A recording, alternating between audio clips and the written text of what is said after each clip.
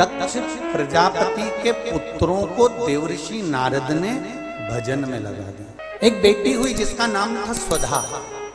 तर्पण शिव महापुराण में इस नाम का उच्चारण 5 बार आप लोगों को करना है। ये स्वधा दक्ष प्रजापति की बेटी है और पितरों की धर्म पत्नी है।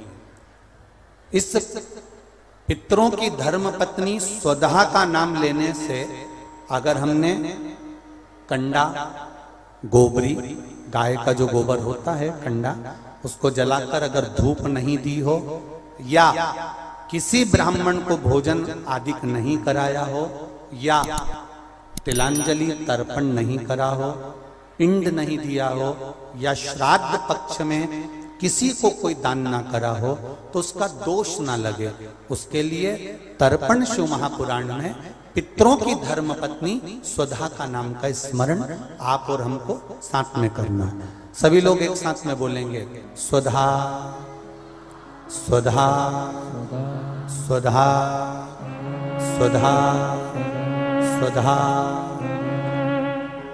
बस ये 5 बार जो उच्चारण आपने पितरों की धर्मपत्नी स्वधा का करा है। जिस समय पर पितृलोक से आर्यमा देव के साथ में हमारे यहां पर आते हैं, और मेरा बहुओं से निवेदन है, बेटियों से निवेदन है, माताओं से निवेदन है, मान लो आपको कोई ब्राह्मण देवता ने कहा कि आपके यहां पितृदोष है, आपको कह दिया कि पितृदोष है, तो आपको घबराना नहीं है कि महाराज जी मुझे क्या करना पड़ेगा। पितृदोष है, एक चावल का दाना घर में से लीजिए, हथेली पर रखिए, पानी का जो मटका होता है, हंडा होता है, पानी का जो मटका है, हंडा है, जहां पर रसोई घर में तुम पानी रखते हो, उस हंडे के पास में, मटके के पास में उस चावल के दाने को लेकर जाइए, अपने पितरों का स्मरण कर कर स्वधा स्वधा स्वधा स्वधा स्वधा 5 बार बोलकर शंकर भगवान के शिवलिंग पर, तुम्हारे घर में शिवलिंग हो तो घर में, और अगर मंदिर में शिवलिंग हो तो मंदिर में, उस चावल के दाने को चढ़ा दीजिए। कैसा भी पितृदोष होगा समाप्त हो। मात्र स्वधा का स्मरण बहुत। हम तो उनसे भी कहेंगे जिनका बार बार एक्सीडेंट होता हो, जो बार बार गिरते पड़ते रहते हो, बार बार एक्सीडेंट होता हो, बार बार उनको चोट लगती हो, बार बार, और उनको भी कहेंगे जिनको सर्दी की बीमारी या दमे की बीमारी या श्वास की बीमारी, उनसे भी कहेंगे कि श्राद्ध पक्ष में एक चावल के दाने का प्रयोग स्वधा नाम से अवश्य करें। चलने में दम नहीं भराएगी, श्वास नहीं भराएगी, और दूसरा जो सर्दी का जिसको कोटा होता है, बार बार सर्दी हो जाती है, निमोनिया हो जाता है, कफ बना रहता, उनके लिए भी स्वधा नाम का स्मरण। महाराज स्वधा नाम का स्मरण। दक्ष प्रजापति के घर में बेटी का जन्म हुआ जिसका नाम था स्वधा।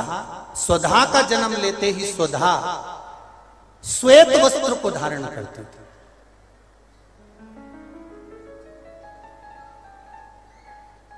कोई वस्त्र अगर स्वधा पहन रही है तो श्वेत वस्त्र धारण कर रही है। एक दिन माता प्रसूति ने स्वधा को बुलाया। स्वधा आप इधर आओ। स्वधा आई। हाँ मां, बेटी, जब घर में इतने सारे आभूषण हैं,